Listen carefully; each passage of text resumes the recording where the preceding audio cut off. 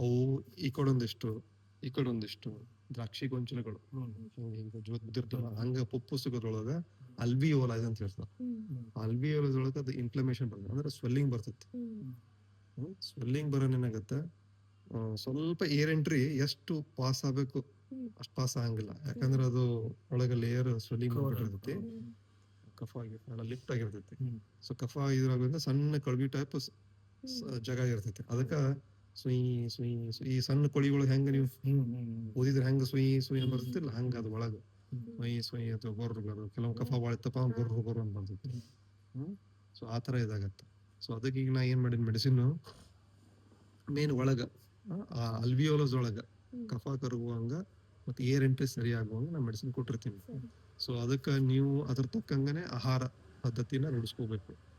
So ಯಾಕಂದ್ರೆ ಈಗ ಒಂದು ಚಳಿಗಾಲ, ಸೊ ಚಳಿಗಾಲದೊಳಗ ಇಲ್ಲಿ ಏನಾಗ್ತತಿ, ಕಫ ಪ್ರಕೃತಿ ಇದ್ದವ್ರಿಗೆ ಅಥವಾ ಕಫ ವಿಕೃತಿ ಇದ್ದವ್ರಿಗೆ ಸೊ ಏನಾಗತ್ತ, ಅದು ಕಫ ಜಾಸ್ತಿ ಆಗತ್ತೆ ಒಳಗಡೆ. ಕೋಲ್ಡ್ ಅಕ್ಯುಮುಲೇಷನ್ ಕೂಡ ಅಕ್ಯುಮುಲೇಷನ್ ಆಗಿ ಅದು ಅಲ್ಲೇ ಲಿಪ್ತ್ ಆಗ್ಬಿಡುತ್ತೆ, ಕರಿಗೆ ಹೋಗಂಗಿಲ್ಲ. ಸೊ ಅದಕ್ಕೆ ಏನ್ ಮಾಡೋದು, ಕಂಪಲ್ಸರಿ ಬಿಸಿನೀರು. ಅದು ಎಂತ ಬಿಸಿನೀರು, ಅಮೃತ ಬಳ್ಳಿ ಬಿಸಿನೀರು. ಅಮೃತ ಬಳ್ಳಿ 3 ಇಂಚಿಂದ ಕಾಂಡ ತಗೋಬೇಕು. ಸೊ ಅದು 3 ಇಂಚಿಂದ ಕಾಂಡ ತಗೊಂಡು ಅದನ್ನ ಕುದಿಸ್ಬೇಕು. ಕುದಿಸಿ 3 ಕಾಂಡ 3 ಇಂಚಿಂದ ಕಾಂಡ ಸ್ಟೆಮ್ ದಪ್ಪಂದು ಕಿರುಬೆರಳಷ್ಟು ದಪ್ಪ ಇರ್ಬೇಕು. ಅದನ್ನ ಎಲ್ಲಿ ಸಿಗತ್ ನೋಡ್ರಿ, ಸಿಗತ್ತೆ ಯಾರು ಕೇಳ್ಕೋರಿ. ದಾರಿಲೆಲ್ಲ ನೋಡ್ಬೇಕು. ನಾನು ನೋಡ್ತೀನಿ ತಡ್ರಿ, ಈ ಕಡೆ ನಮ್ಮ ಕಡೆ ಏನಾದ್ರು ನೋಡ್ತೀನಿ. ನನ್ನೊಂದಿಷ್ಟು ನಾನು ಒಬ್ರಿಗೆ ಪೇಷಂಟ್ ಕೊಟ್ಟಿದ್ದೆ, ನೋಡ್ತೀನಿ ನನ್ನ ಕಡೆ ಇದ್ರೆ ಕೊಡ್ತೀನಿ ಅಂತ. ಅದನ್ನ ಜಜ್ಜಿ ಸರಿಯಾಗಿ ಕುದಿಸ್ಕೊಂಡು ಅದನ್ನ ಕುಡಿಬೇಕು. ಅದ ನೀರ ಕುಡಿಬೇಕು. ಇವೆಲ್ಲ ಮೆಡಿಸಿನ್ ಅದನ್ನ ನೀರು ತಗೋಬೇಕು. ಮುಖ್ಯವಾಗಿ ಏನಪ್ಪಾ ಅಂದ್ರೆ ಬಿಸಿ ಆಹಾರ, ಲೈಟ್ ಫುಡ್. ಹೆವಿ ಫುಡ್ ತಗೊಳಂಗಿಲ್ಲ, ನಾನ್ ವೆಜ್ ಆಗಲಿ ಇದಾಗಲಿ, ನಾನ್ ವೆಜ್ ಫುಡ್ ಇಲ್ಲ. ಆಮೇಲೆ ಬಿಸಿ ಆಹಾರ ತಗೋಬೇಕು, ತಂಗಳದ್ದು ಒಣಗಿ ತಂಪ ಪದಾರ್ಥ ಬಿಡಬೇಕು, ಬಿಸಿ ಆಹಾರ ತಗೋಬೇಕು. ಆಮೇಲೆ ಕಂಪಲ್ಸರಿ ಹಾಲು, ಮೊಸರು, ಬೆಣ್ಣೆ, ತುಪ್ಪ ಅವೇನು ತಗೊಳಂಗಿಲ್ಲ. ಸೊ ಅದು ಬಿಟ್ಟು ಮತ್ತೆ ಹಣ್ಣು ತರಕಾರಿ ತಗೊಳಂಗಿಲ್ಲ. ಹಸಿ ಹಣ್ಣು ತಗೊಳಂಗಿಲ್ಲ. ಅದನ್ನ ಬೇಕಾದ್ರೆ ನೀವು ಸೇಬು ತಿನ್ಬೇಕಂದ್ರೆ ಸ್ವಲ್ಪ ಕುದಿಸ್ಬಿಟ್ಟು ತಗೋರಿ. ಬಾಯ್ಲ್ಡ್ ಮಾಡಿ, ಸ್ವಲ್ಪ ಬಾಯ್ಲ್ಡ್ ಮಾಡಿ ತಗೋರಿ. ಹಸಿದು ಯಾವ್ದು ಹಣ್ಣು ತಗೊಳಂಗಿಲ್ಲ, ಹಸಿ ತರಕಾರಿ ತಗೊಳಂಗಿಲ್ಲ. ಓಕೆ, ಕುದಿಸ್ಬಿಟ್ಟು ತರಕಾರಿ ಕುದಿಸ್ಬಿಟ್ಟು ಬೇಕ್ ಮಾಡಿ ಫ್ರೈ ಮಾಡಿ ತಗೋಬೇಕು. ಕಂಪಲ್ಸರಿ 0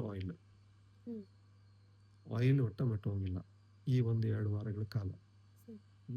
ಆಯಿಲ್ ಒಟ್ಟ ವಿತೌಟ್ ಆಯಿಲ್ 0 ಆಯಿಲ್ ಫುಡ್ ಮಾಡಬೇಕು. ಅಂದ್ರೆ ಅದೆಲ್ಲ ತರಕಾರಿ ಮಿಕ್ಸ್ ಬಾಜಿ ಮಾಡಿ ಕುದಿಸಿ ಜೀರಿಗೆ ಉಪ್ಪು ಹಾಕಿ ಆಯಿಲ್ ಒಟ್ಟ ಮುಟ್ಸೋಂಗಿಲ್ಲ. 0 ಆಯಿಲ್ ಹೇಳ್ತೀನಿ ನಾನು. ಅದನ್ನ ತರಕಾರಿ ಪಲ್ಯ ಕುದಿಸಿ ಅದ್ರ ಜೊತೆ ರೊಟ್ಟಿ ಚಪಾತಿಗೆ ಎಣ್ಣೆ ಹಾಕೋಂಗಿಲ್ಲ. ಕಂಪಲ್ಸರಿ ಆಯಿಲ್ ಫ್ರೀ ಡೈಟ್. ಆಮೇಲೆ ಬೆಳಗ್ಗೆ ನಿಮ್ದು ಏನ್ ಟಿಫಿನ್ ಇರ್ತೈತಿ ಅದನ್ನ ಟಿಫಿನ್ ತಗೋರಿ. ಉಪ್ಪಿಟ್ಟು ಮತ್ತೆ ಇದು ಇಲ್ಲ, ಏನು ಇಡ್ಲಿ, ದೋಸೆ, ಪಡ್ಡು, ಬೇಕ್ಡ್ ಅಂದ್ರೆ ಅದು ಇದಾಗಿರ್ತದಲ್ಲ, ತುಂಬಿಕೊಂಡಿರ್ತೈತಿ. ಸೊ ರಾತ್ರಿ ನೆನೆಯಿಟ್ಟು ನೀವು ಮಾಡಿರ್ತೀರಿ, ಫರ್ಮೆಂಟೇಶನ್ ಆಗಿರ್ತೈತಿ. ಫರ್ಮೆಂಟೇಶನ್ ಫುಡ್ ಅದು ಇಲ್ಲ, most important. So dairy product, fermented food, oil ಅಷ್ಟು ಬಿಟ್ಟು ಉಳಿಕಿದ್ದು ತರಕಾರಿ ಪಲ್ಯ ಎಲ್ಲ ಹಾಟ್ ತಗೋಬೇಕು. ಕಂಪಲ್ಸರಿ ನಾ ಏನ್ ಹೇಳಿಲ್ಲ, ಅಮೃತಬಳ್ಳಿ ವಾಟರ್ ತಗೋಬೇಕು. ಅದ್ರ ಜೊತೆ ಮೆಡಿಕೇಶನ್ಸ್ ಕರೆಕ್ಟ್ ಆಗಿ ಇದು 2 ವಾರ ಮಾಡಿ. 1 ವಾರದಲ್ಲಿ ನಿಮ್ಗೆ ಎಷ್ಟೋ ಬೆನಿಫಿಟ್ ಆಗುತ್ತೆ. ಕೆಮ್ಮು ಕಡಿಮೆ ಆಗುತ್ತೆ. ನಿಮ್ ಒಂದ್ ನೋಟ್ ನಾ ಹೇಳ್ದಂಗೆ ಕರೆಕ್ಟ್ ಆಗಿ ಮಾಡ್ರಿ, ಆಮೇಲೆ ಮಾತಾಡ್ರಿ, ಎಲ್ಲ ಹೋಗುತ್ತಮ್ಮ. ಸ್ವಲ್ಪ ಅದಕ್ಕೆ ಬ್ಲಾಕೇಜ್ ಇತ್ತಪ್ಪ ಅಂದ್ರೆ ಸ್ವಲ್ಪ ರಾತ್ರಿ ಹೊತ್ತು ಸ್ಟೀಮ್ ತಗೋರಿ, ಬೆಳಗ್ಗೆ ಮತ್ತು ರಾತ್ರಿ ಪ್ಲೇನ್ ಸ್ಟೀಮ್, ಏನು ಹಾಕಕ್ ಹೋಗ್ಬೇಡ್ರಿ. ಹಂಗ ಬಾಳ ಬ್ಲಾಕೇಜ್ ಇತ್ತಪ್ಪ ಅಂದ್ರೆ ಶುಂಠಿ ಪುಡಿ ಹಾಕಿ ಅದಕ್ಕೆ ಉಗ ತಗೋರಿ.